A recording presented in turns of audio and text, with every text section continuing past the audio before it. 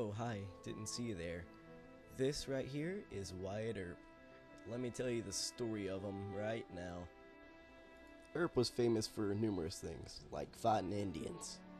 He also had a pretty large gun. Although he actually wasn't, he kinda looked like a cowboy. Let's not get ahead of ourselves though. Let's take it back to when Wyatt Earp was just a little tiny baby. Wyatt Earp was born on the calm beaches of Normandy in the year 1944. It was a pleasant experience to Earp and his entire family. But then tragedy struck. Both of Earp's parents were shot by some vicious Indians. Fortunately for Earp, his Aunt Jemima, decided to take care of him. His aunt was very loving and accepted him into her house as one of her own. Wyatt Earp loved his Aunt Jemima, and she loved him. Even though he loved his Aunt Jemima, Wyatt was still mischievous and got into trouble as a kid. One day he was strolling along and a massive snake appeared in front of him. Wyatt was terrified and had no idea what to do, so he killed it with his bare hands, mercilessly.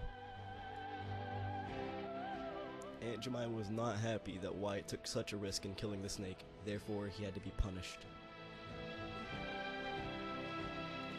Afterwards, Earp ran outside and saw a massive stallion.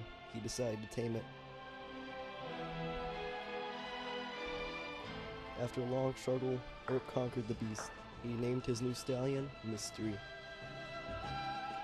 It was time for Earp to move out of the nest. Aunt Jemima handed him a gun that would later become legendary. The first thing Earp did with his new weapon was shoot some cattle. Earp immediately felt bad after he did the deed. The cattle was still alive, so Earp tried to save it. Earp managed to save the cattle, but it cost him a lot. To pay for the medical bills, Earp had to gamble, but Aunt Jemima had taught him well, so he made a fortune. Earp was extremely excited, because now he could pay the medical expenses. The cow was extremely thankful. She married Earp as a sign of gratitude.